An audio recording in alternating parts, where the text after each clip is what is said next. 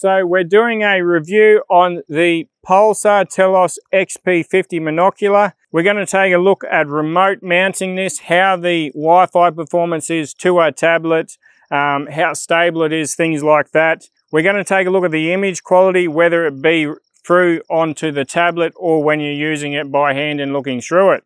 Then we're going to show you how to actually use the device, what the buttons do, and all the dials do, as well as go in depth on the menu system and how to operate that. So let's get into it. Hope you enjoy. All right, let's take a look at the image quality here. We have our dogs here at 20 meters, 100, 200, and 300. So you can sort of compare the image quality at different distances here. The image quality is exceptional with a 640 pixel 18 millikelvin sensor at a base mag of 2.5. So the unit has a good lineup of specs, offering quite a wide field of view, which is exceptional for remote mounting or use by hand. The detection range is out to 1800 meters. Overall, a very good image with exceptional specs, as well as a nice wide field of view. So here we have some kangaroos that I estimate, now this is an estimation, about 150 meters. At the most, maybe closer. See, then the dog at 300 there, the kangaroo at around that 150 mark looks quite good. So we're at 10 times digital zoom now on that kangaroo. So there's our kangaroos and our dog at 300 meters in the background there. So quite good. Like, I honestly think the image quality is very good. Now I can't say it's better than everything else, but it's definitely up there with the best. And I have no problem using this device by hand or remote mounted. If you have any more questions, buddy, feel free to give me a ring. I'm happy to help you if you have any other concerns or questions about this device. So over here we have some cattle. Now they're probably a good 200 meters away amongst the trees there. We have another kangaroo coming in here now. And then we'll keep going. What else can we see?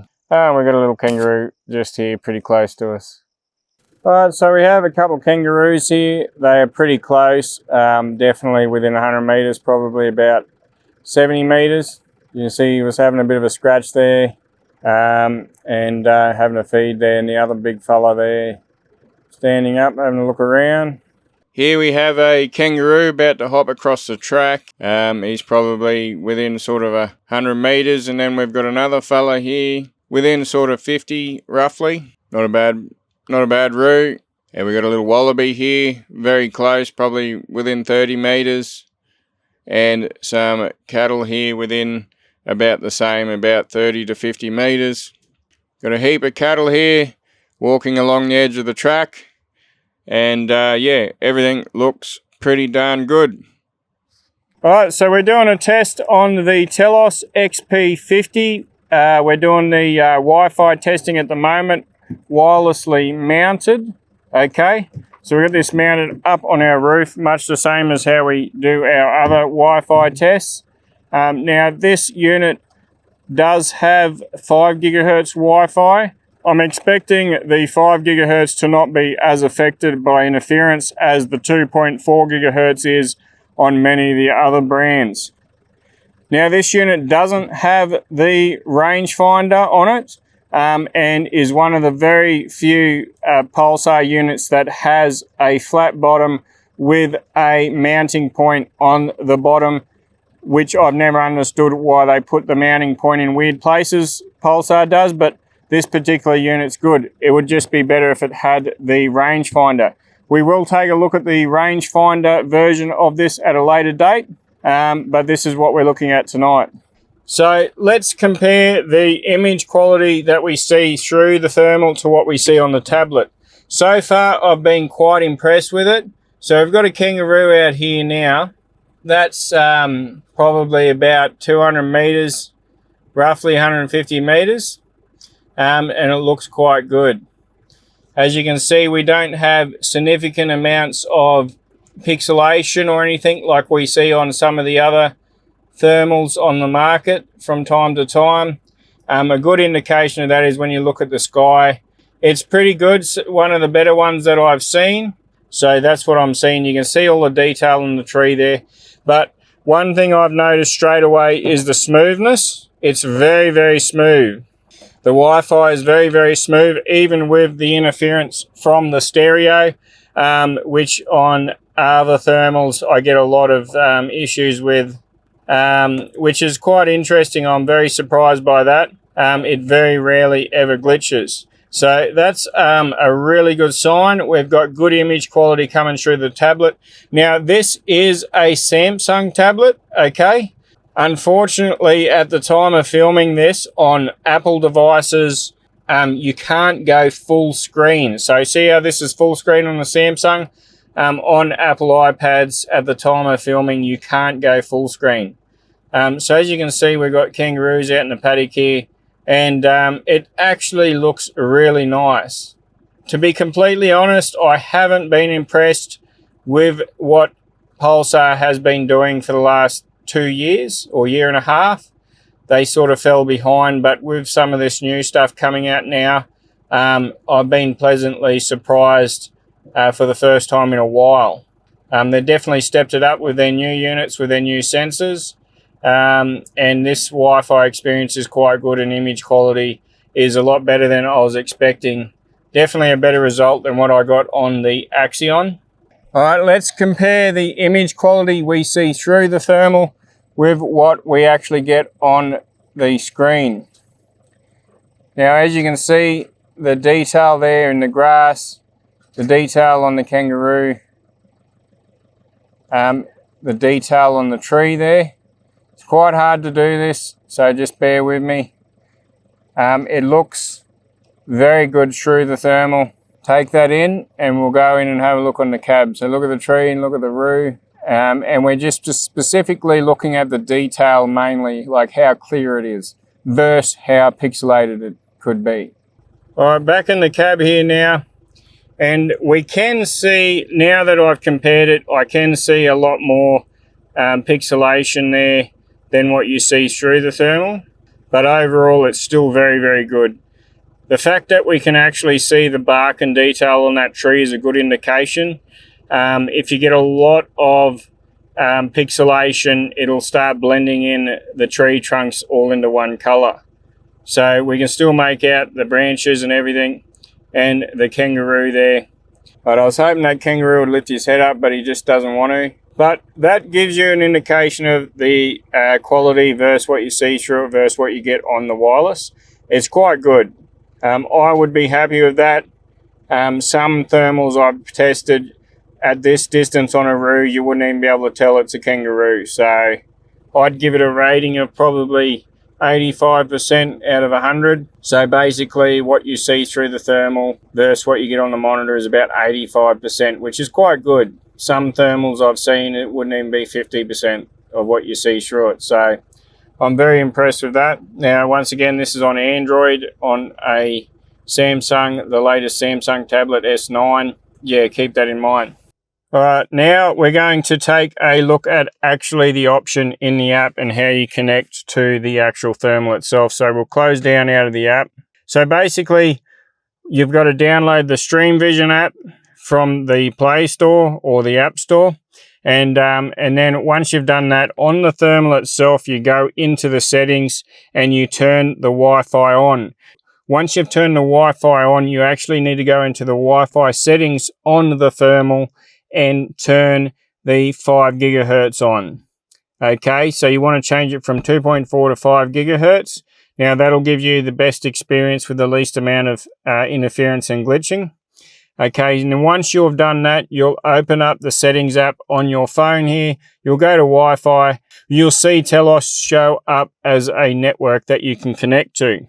And once you've done that, the default password is 12345678.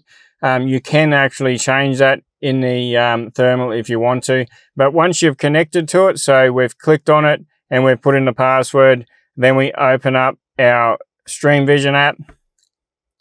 Now, once we've done that, it should automatically detect the device. If it doesn't automatically detect it, close the app down and reopen it so it refreshes. Now, once you've done that, you click Viewfinder, and then we get this settings here now. So now we're going to go through the options that you actually have in the app. So if you just tap the screen, it'll make the menus on the left and right hand side show up and disappear.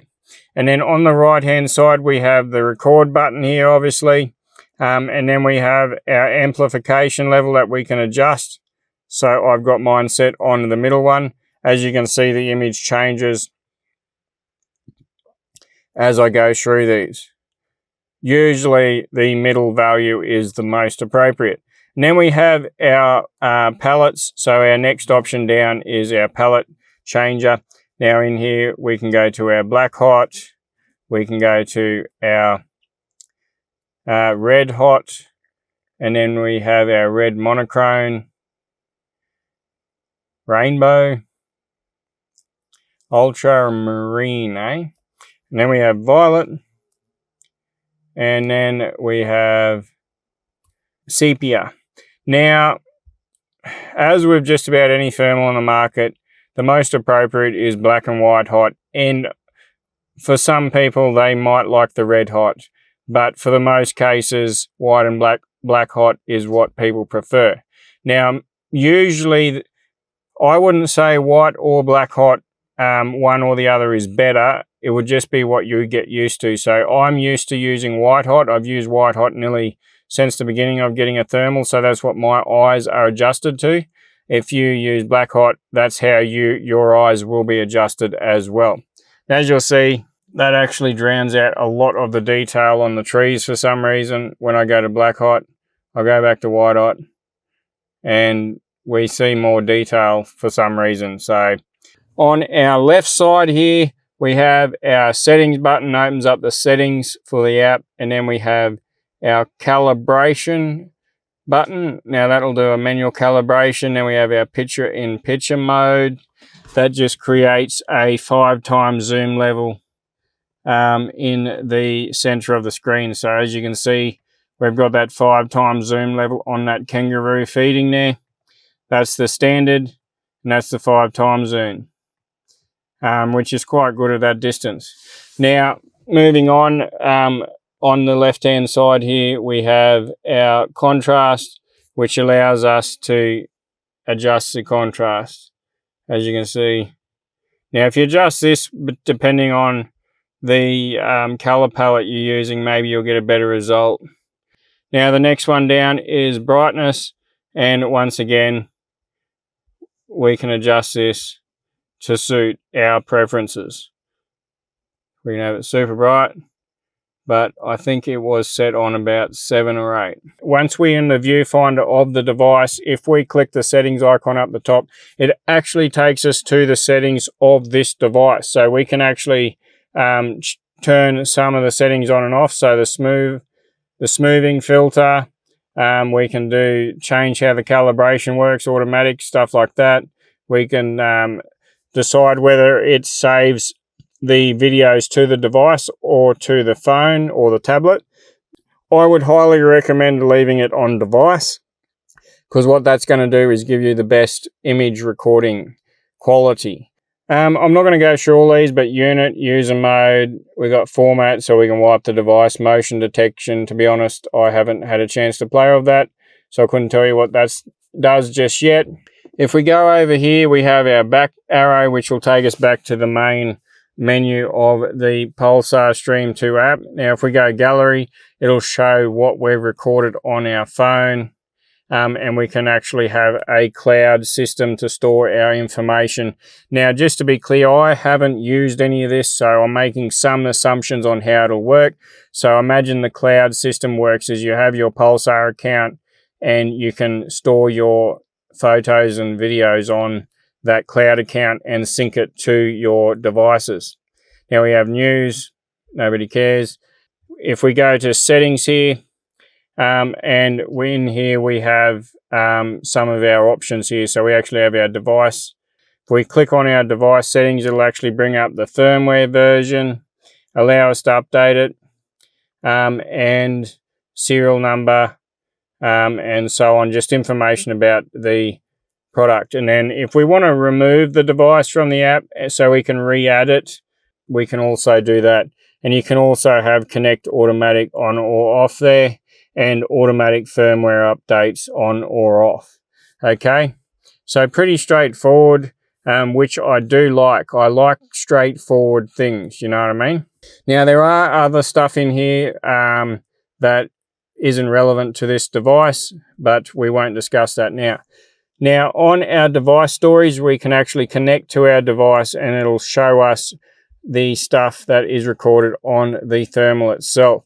So let's take a look at, say, what's this video here? We can download that, so it'll transfer it from the thermal to the actual tablet, and then it'll appear in our gallery. All right, so that's downloaded now, and we can click on it and watch it back. So this is a recording. It's quite good.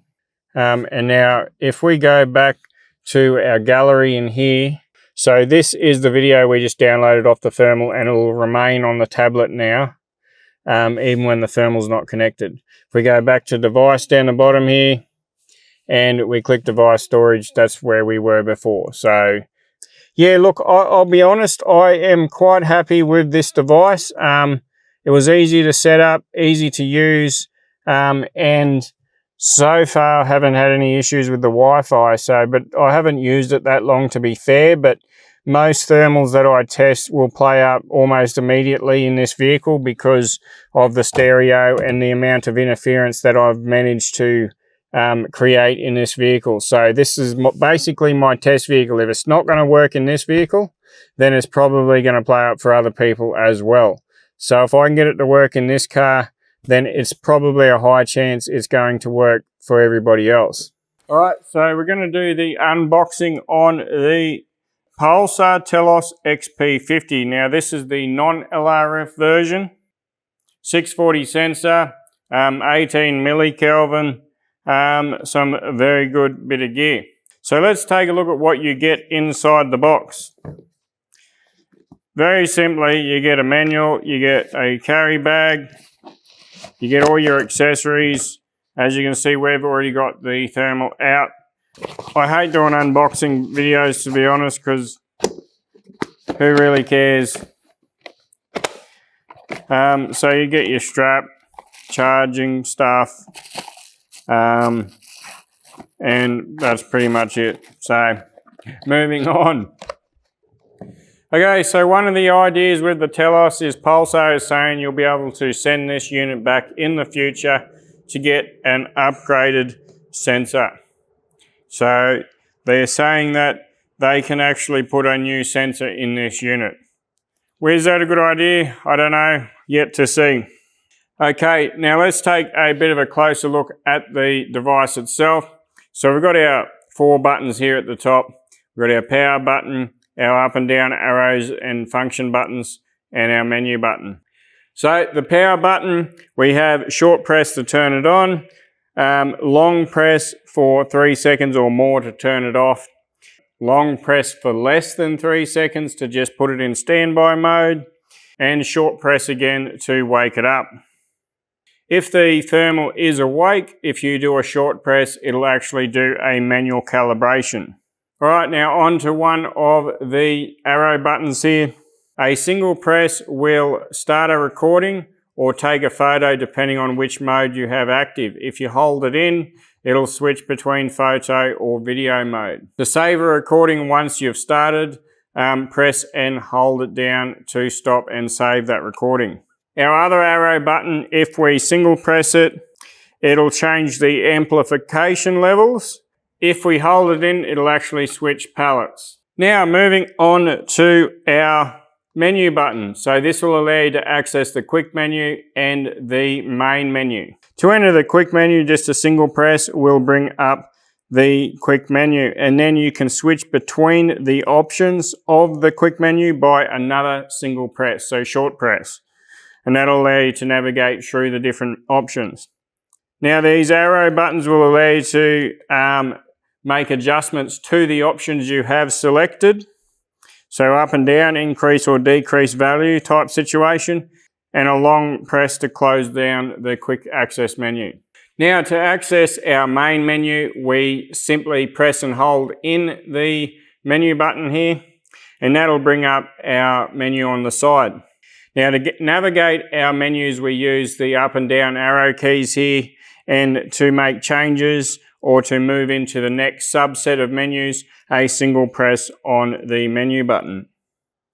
And if you need to go back a menu, you press and hold this button down and it'll take you back to your previous menu, and then eventually it'll shut down the menu altogether. All right, let's take a bit more of a look at the design of the device. So obviously we have the buttons here. At the front here we have our eye adjustment, and then also our rubber eyepiece. And then as you'll see up here, we have two rings. Now this first ring is for zooming in and out, and this second ring is for focusing the thermal. Now this second ring is very, very stiff, which isn't a bad thing, especially if you're going to remote mount this device, because you have no fear that this is going to move as you run across rough country. Now, out of pretty much the entire Pulsar range of devices, this is one of the best mounting positions we've seen on a thermal from Pulsar. So we've been testing this remote mounted as well as by hand, and it's been working very well. We haven't experienced any glitching or anything, and the mounting base is well and truly strong enough to handle anything you throw at it. Now obviously at the front we have our cap and our hand strap as well. And essentially that's it. We'll move on now to take a look at the battery compartment. So the battery life on this is amazing. And the turn on speed is also really good. So when you turn this on, it turns on almost instantly within sort of 5 seconds, which is great. So to remove this battery, you just clip that and pull it out. Now this can be charged inside the thermal as well. You don't need to take it out necessarily to charge it. Just wanted to show you a closer look at the battery pack here. You can actually pull the battery pack out and charge it directly. So if you plug your USB-C into this port here, it will charge it for you. Okay, so that's basically a quick run over of that. All right, let's take a look through the menu options on the Telos here. So we'll press and hold our menu button to open it up, and we'll use our arrow keys to navigate. Okay, so now if we single press on our menu button, it'll allow us to go into the sub-menus, to then be able to change it with our arrow keys. So these arrow keys allow us to switch between the different settings here. Now as you can see, the amplification is sorta, in my opinion, like contrast or sharpness, and we just have it on high. Once you've found the amplification level you want, just single press to enable that and go back to the previous menu. And then we move on and we've got our color palettes. Now if we single press on this, we can open it up and use our arrow keys to cycle through the different color palettes here and select which one we want. Okay, and then once we've decided which one we want, single press to go back to the previous menu. And the next option is to turn our smoothing filter on and off. And then we go down again, we've got user mode on and off, and then we go down again and we've got our icon brightness. We can change our icon brightness, and then we keep going. We've got a picture in picture, and as you can see, we've got our picture in picture there, 5x zoom level, and because we've got that enabled in this way, we're actually zooming on that. I don't use picture in picture on a monocular. We turn that off. And now we've got our Wi-Fi activation. Now this is important information if you're planning to remote mount this. Now, so you want to turn your Wi-Fi on, and then if you continue through the menus, go to the next page of menus by using your arrow key, you'll see Wi-Fi settings. Now single press on the menu button to open that up, and you'll see we can change the password if we wish, but the default password is 1 through to 8. We can change access to the thermal as well. And then the most important option is the band. Okay, so the new Pulsar units have 2.4 and 5 gigahertz bands. Now the 5 gigahertz is what you want to use. You never want to use 2.4. It just doesn't work very well. And from the testing that we've done, 5 gigahertz, we haven't had any lag or any disturbance in our Wi-Fi experience whatsoever. And then moving on, we have our microphone, which I've turned on now and is recording, so I might play a bit of that audio now with what I'm saying, and that'll give you an idea of the quality. I'll talk a bit quieter now. So I'm talking a bit quieter just to give you an idea of the sound quality on the microphone inside the Telos. Alright, moving on. Next we have general settings, and in here we can change the language, date, time, whether units of measurements, video compression, whether we want the video files to be compressed even more. I imagine that's what it means. I honestly haven't checked to make sure. But who wants that? Nobody. So, and then we move on and we've got our default settings. We can restore everything to default, and then format, which will wipe the memory of everything that you've recorded. Now if we go back again, so a long press on the menu button will take us back to the previous menu, and then we've got our pixel defective pixel repair. If we single press on that and then single press again, it'll bring up the pixel repair. Now what you can do here is you can move the crosshair to using your arrow keys to where the dead pixel is, then you can repair it. To do the repair, you press the power button, which will do the repair on that pixel, okay? Then moving on again, if you want to restore the default pixel map, you can. So if you, like just then I did a correction, which I didn't want to do, so we will just undo the repair. Now long press on the menu button will take us back to where we were before, and then going down we've got device information, which shows all the information about the device. Okay, now moving on, I just wanted to touch a bit more on the Wi-Fi. So with Wi-Fi, you want to use 5 gigahertz, and then you want to go onto your tablet or phone, and then you want to go to your Wi-Fi settings on that device, and you want to select Telos from the options that you have and connect it to that. You want to make sure you have the Stream Vision 2 app installed as well. And once you've connected to the Wi-Fi of the thermal and open the Stream Vision app, it'll allow you to start using the device from the tablet or phone. And it's pretty straightforward, it works quite well.